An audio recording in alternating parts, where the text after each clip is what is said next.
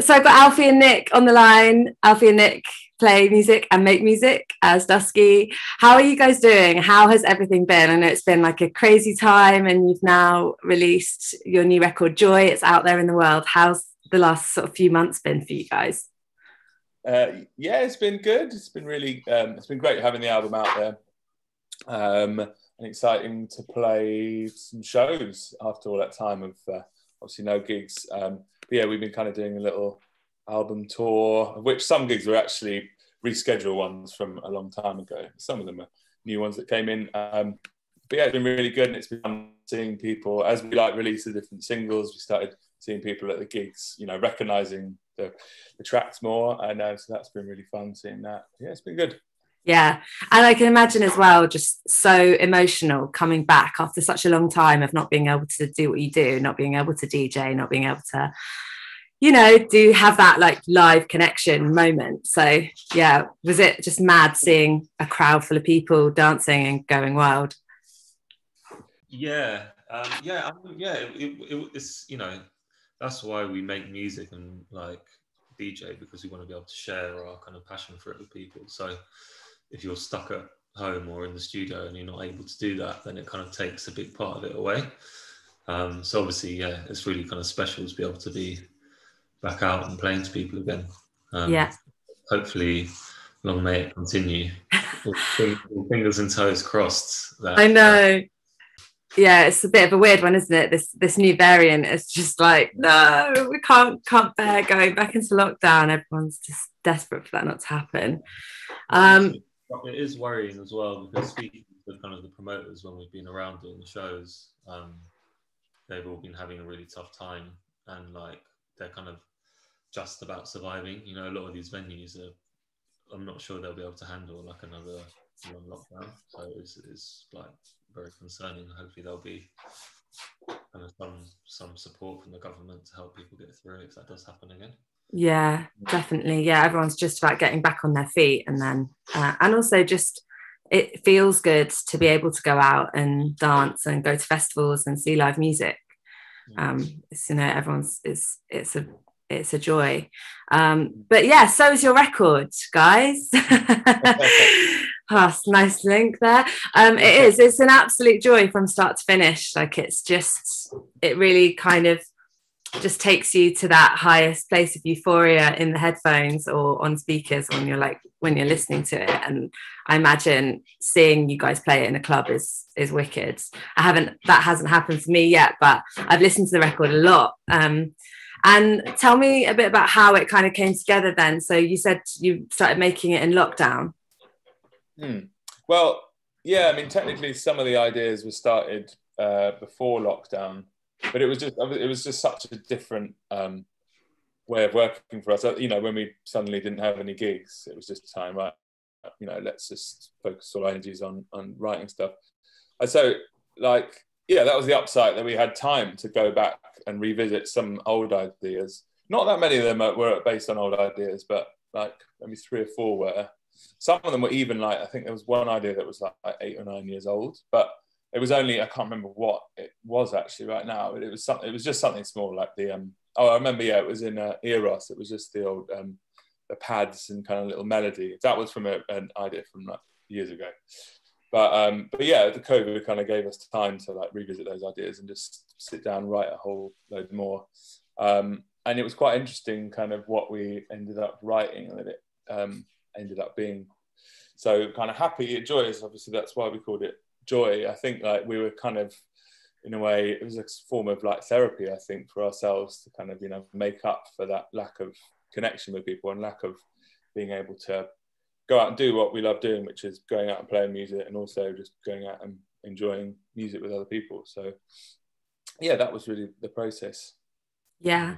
And how does it work? I'm always interested when it's a duo and 2 people making music. How do you guys tend to do it? Is it a lot of back and forth, or do you always have to be in a studio together with the speakers turned up, you know, and it nice and feeling loud? How does it work? It varies quite a lot, really. Sometimes we'll be in the studio together starting ideas, and then other times we'll just, you know, one of us will be there working on bits and bobs, or, you know, when we were traveling a lot before, we would just sketch ideas on our laptop and then kind of share them with each other and be, you know, either of us will be like, oh yeah, that's cool, I've got an idea to do something with that, and then it just kind of builds from there, really.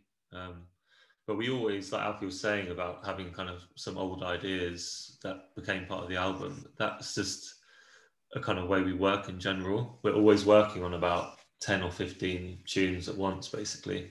And then, you know, be like, oh, cool, that little loop from there, that'll work in this tune, and you'll transpose it. And then that's kind of how quite a lot of our tunes come together. There's just like lots of ideas, so that eventually sort of start to take shape, and we can kind of pick and choose bits from each other's ideas and stuff. So yeah, that's generally, it's kind of a bit of a mixed bag, really. It's not the same every time. Which one of you is the one that calls time when it's ready to, you know, to not overcook the pudding or whatever, you know? We kind of just, I think that's never really a discussion. I think we both just know when something's done. We're not so precious about something that we have to keep working it forever, you know. It's just like, it is what it is. You know, you just have to draw a line under it and move on.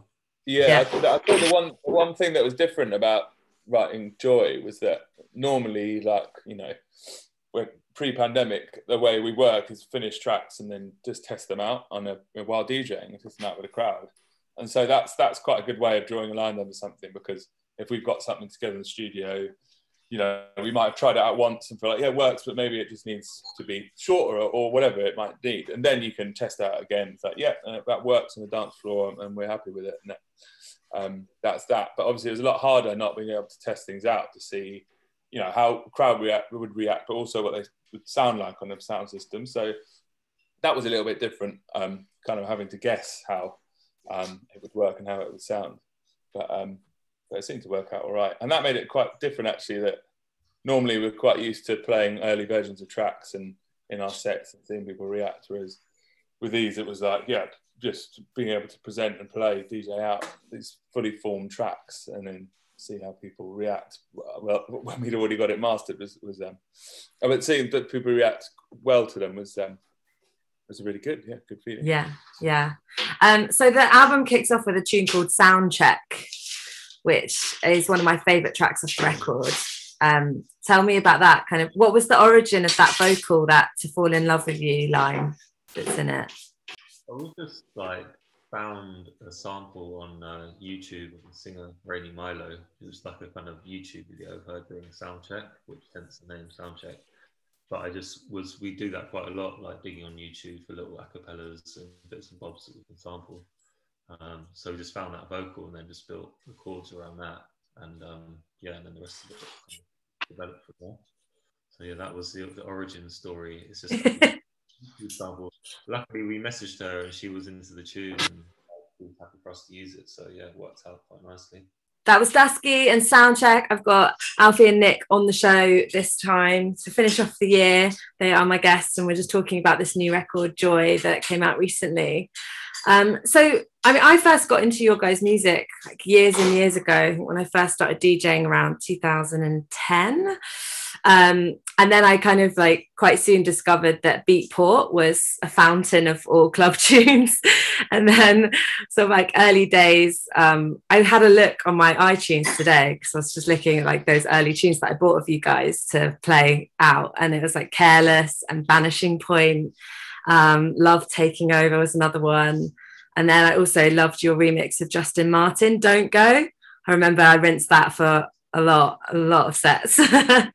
How has it kind of like changed for you guys? Because you've been doing this for ages now, like, you know, nearly a decade, I guess, of making music together and DJing and playing all the, you know, clubs and stuff. So yeah, how has it changed for you?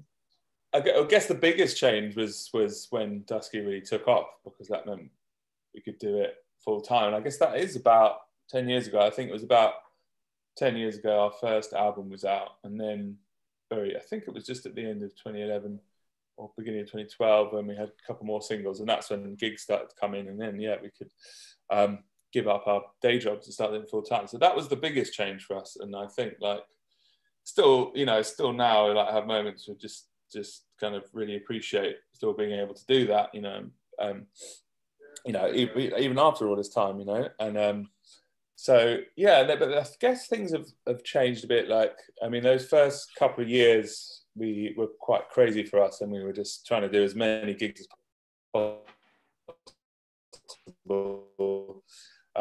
Just didn't really want to say no to anything, and just trying to kind of establish ourselves all over. So that was like really heavy touring, and that was actually really fun. I think now, like 10 years older, probably can't really do that kind of that lifestyle of just the lack of sleep deprivation. You know, now a bit older, definitely can't do any sleepless nights anymore.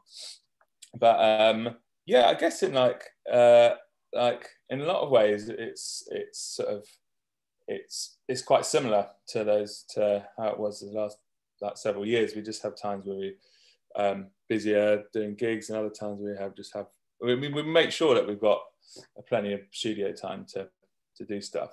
Obviously we've just had that in the pandemic loads of time, but outside of that, we definitely make sure that we just have plenty of time to write stuff, because obviously that's so important to us.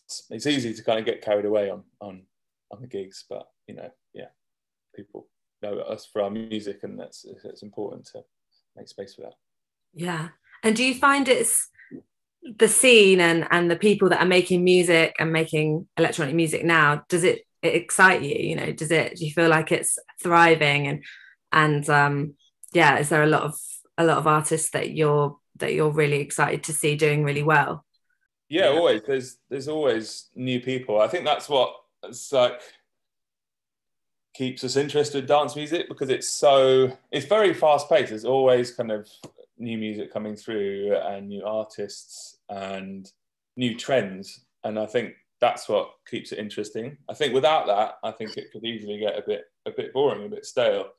But that thing of like every time check out new music that we get sent, or listen to radio, whatever, it's that hearing the new things is always quite exciting. And I think that's been pretty consistent in recent years. There's just always new things going on, new trends. Yeah. And in terms of influences for Joy, there's definitely kind of a looking back at, like, I guess, the halcyon days of rave music and all kinds of different styles, and that just really euphoric dance music sound. What were you guys listening to, and like what was feeding into that? What kind of influences? I guess that's kind of what we grew up on, when we were at school listening to like rave tapes and listening to pirate radio. There was a lot of rave music, and then garage and drum and bass and jungle.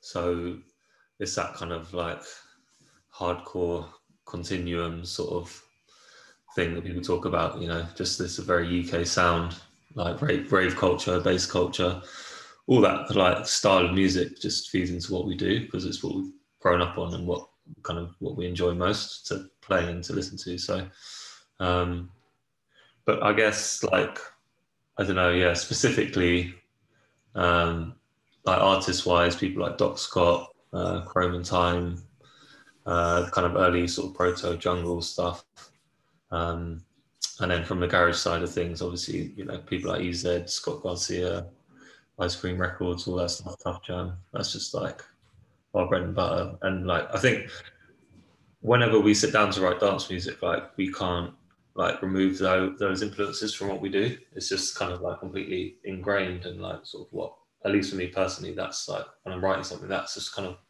what I want to hear and what kind of satisfies me. So it's kind of like, a big part of our sound. Yeah, I had an amazing moment at Glastonbury. I think it was the year that Kanye West played, and we just weren't really feeling it. It was like 5 tunes in, and we were just like, this isn't, just not a vibe. And then we went and saw DJ EZ, and like just this tent was like just the whole place was just jumping. It was amazing. Didn't he do like a really long stream? Didn't he do like a 24-hour stream or something at the beginning of the first lockdown? I think so. Yeah, I saw that. I checked in on him a couple of times doing it. I don't know how he does it. Quite amazing. Skills of endurance. I mean, one of the first tracks that we heard from the new record Joy was Local Newspaper. Can you tell me a bit? I mean, that's such a banger. It's just all of the rave piano, all the rave keys on that. Tell me a bit about that and how that one came together.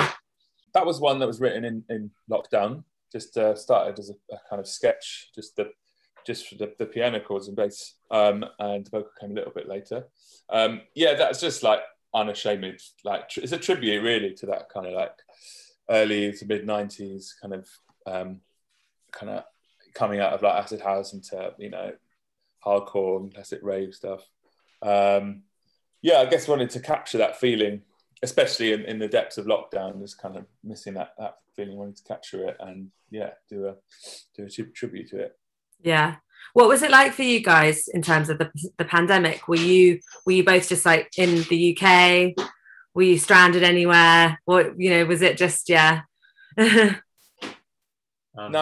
we were both here. We'd just finished our DJ residency at XOYO. So we managed to, I think was it 12 or 13 weeks? I can't remember, but we managed to finish them all apart from one.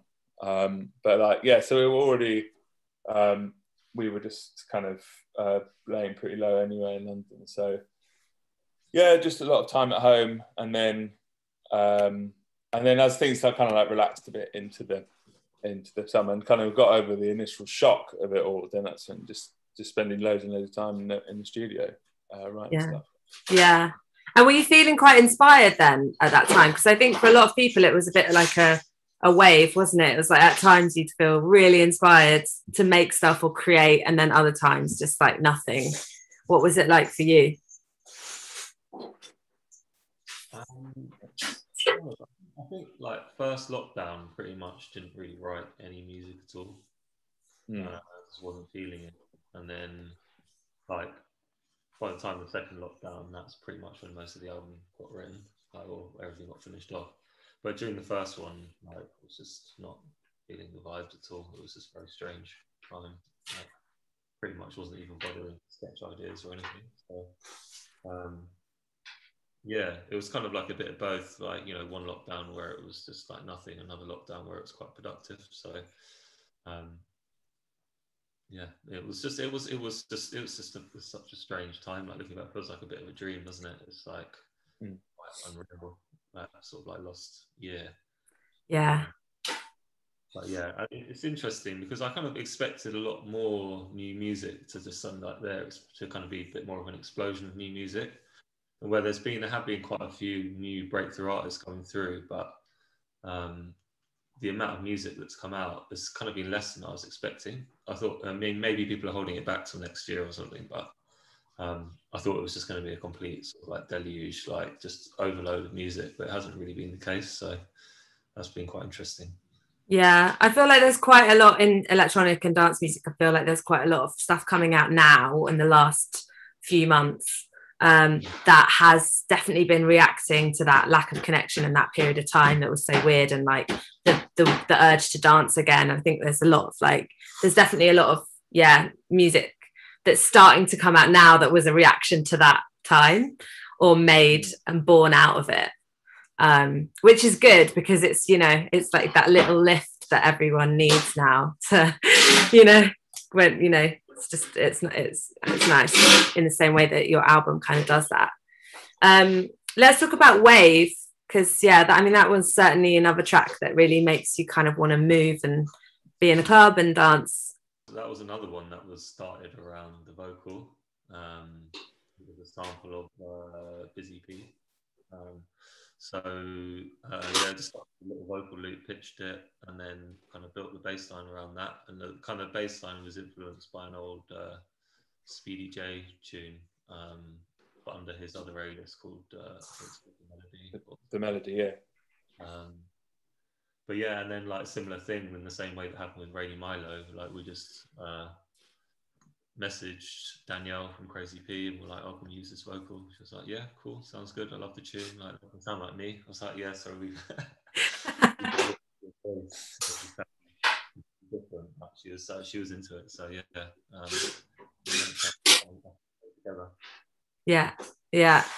I like Crazy P. That tune Heartbreaker that came out years ago was goodie, wasn't it? And then and let's also talk about Pharaoh, which is the finishing track on the record. Just like, I guess, yeah, I'm interested again to know where you got that vocal sample from, because it sounds sort of like slightly Indian or something, or like. Yeah, that was just from we actually took something and ended up tweaking it a bit and got it resung by a singer, which is something that we do sometimes when it's a sample that we're not necessarily going to be able to use. We use that as inspiration and get something sung kind of similar manner. But yeah, it kind of has a really old, like kind of dusty sort of like taken from an old, like old vinyl record kind of feel. Something maybe like this. For me, it's kind of reminds me a bit of something like, I don't know, DJ Shadow or something, that kind of old, crusty, like vinyl digging kind of thing that that he's known for. And yeah, it was built around that, and just some kind of, it's kind of like a slowed down jungle track. It's very influenced by jungle, just not at jungle speed. Thought, yeah, slightly different take on it. Yeah. And what are your plans then for the next kind of like 6 months to a year in terms of playing? Are you going to be back doing loads of festivals and tour dates and all of that? Yeah, we'll see. We're kind of weirdly, we haven't been doing so many festivals. Even like a couple of years pre-pandemic, we've kind of are like, for whatever reason, we seem to be much more like, or promoters seem to want to book us for club shows and not so much festivals. And I think it looks like it's going to be quite similar. I mean, that's fine by us, because we really enjoy club shows, especially that we actually, like, you know, really enjoy kind of like intimate club shows, you know, where you just feel really connected with the crowd. I think that's the kind of most inspiring shows often, because that, you know, you just have that connection. They're the most useful for, like, you know, when you want to test out new music and also be testing out or playing new music from our record label, things like that, because you really get that connection and you can really feel when things work. Whereas at festivals they're great, and you know, and the scale of it can be fun when they're playing like bigger stages, bigger tents, but you don't always have that kind of really deep connection with the crowd. But yeah, no, we've got like a few gigs coming in. We've got stuff early next year in the States. Should be good. And yeah, just that, yeah, doing kind of club shows around the UK. And we'll just see what else comes in. I think things are a bit more last minute at the moment with the pandemic. Everyone's waiting till a bit closer to dates just to see what's going on. So yeah, we're yet to see exactly what this, where we're going to go, where we're going to travel to. But yeah, exciting places. Yeah, let's hope so. Hopefully next summer, because this summer it was kind of like festival season was squeezed into like a month and a half at the end of the summer. So everyone was just exhausted. It's like, yeah, I think I did four festivals in 4 weeks in a row, and it was just like at the end of it, and then painted a whole flat, and was just at the end of it was just finished. Terrible. And how is the label going as well? Is that, yeah, you're enjoying doing that? Yeah, it's good. Yeah, obviously we released the album on our own label. That's the kind of only the second album that we've released on the label. The first one was from Christian Pierce, who is kind of like a kind of stalwart of the label. He's like been releasing with us for years, and it's good. Yeah, we just kind of we're not like constantly looking for music. We'll just sort of put stuff out when we find stuff that we like. It's not like it's not like we have like a kind of strict release schedule or anything. We'll just like, if we come across music or an artist that we believe in, then we'll kind of release their music, and especially stuff that we'll be playing in our own DJ set. So yeah, it's just kind of like a platform, mainly just a platform for our own productions, but also, sort of like passion project for putting out other more unknown producers. So yeah, but it's been going for a while now. It's just ticking along nicely. We're not trying to make it into like a kind of like subsidiary of like a major label or anything. It's just like we're keeping it very much like a little kind of underground project. So yeah. Yeah. And do you find albums are still a vibe for you both? Like, are you enjoying, because you've done a few now, so is that still like the way that you like to work doing records? Yeah, for now. I mean, like, things change all the time. I would have thought, like, it's been such a big change in the last like 10 years, obviously, with streaming and everything, and just people just so much more used to picking and choosing tracks and like shuffling them around or whatever, you know, everything. I kind of would have thought that maybe the album format would be less important than it still is, but I think there's just something about it that people are clearly attached to, and it definitely seems to work for us. It's just a way of doing something a little bit different than just a standard release. It's kind of like, for us, it's kind of an opportunity we tend to keep our albums that we've done so far, you know, very dance floory, but also kind of try and make a bit of a narrative through it, and also create kind of those moments that's like home listening as well, headphone listening. So it's a combination, rather than our EPs just tend to be like just straight kind of dance floor focus. So for us, it just still works really well. So I imagine we will still keep going with that album format for a while to come. Yeah. And are there any sort of workings of a next one, or are you're going to take a little break and do the live thing for a bit? We've actually got quite a lot of music that we're sitting on, just kind of trying to decide what to do with it. We'll kind of think about how we're going to present it. But it's all different stuff, like things that might not fit under the kind of Dusky name. So maybe some side project bits, and then we need to work it out. We'll come up with a plan for next year once the kind of bit more of the music's finished. But maybe definitely more albums. I think people just appreciate the amount of work that goes into an album. You know, no one wants to put an album out. No one's going to kind of take a collection of like a few dance tracks and just whack them on an album without putting a bit of extra thought into it. And people appreciate that. You know, if you take the time to get special artwork, you know, make sure the music all makes sense together, it's like a nice kind of rounded package. I think people still appreciate that. Have you had lots of people getting in touch with you saying how much they love the record? Yeah, definitely. Yeah, people message on Instagram and Twitter and stuff and all the time. Yeah, it's good. And we've had a nice reaction from our peers as well, which is kind of like the main thing, really, isn't it? It's like, you know, if you're like other DJs and musicians that you respect are kind of into the album, then you know, it means a lot. So it's been good. Yeah. All right. Well, I'll let you guys go. I should say, Nick, happy birthday for today. Thanks for speaking to me on your birthday. What are you guys going to be doing? How are you celebrating? And then, you know, it's Christmas coming up. So what's Christmas looking like? I think I'm going to celebrate today by just going for dinner with my partner, and then for Christmas I think I'm going to go and see my mum, hopefully, as long as everything doesn't get locked down again. Yeah. I'll do that. Yeah, she moved out of London a few years ago, so now she's like out in the countryside, so that's good for me to get out of London for a bit. So yeah. Yeah, and we've got we DJ, and there's a DJ Mag Best of British the awards thing that we're DJing on Thursday, so we can go out and have a bit of fun then. And then I think on Saturday we're not DJing, but actually a mate of ours is DJing somewhere, so I think we might go out. You know, it's the kind of feels right at this time of year. Yes. Make the most of it. Yeah, get one last hurrah in before Christmas for sure. Yeah. All right, Alfie and Nick, thanks so much for chatting to me.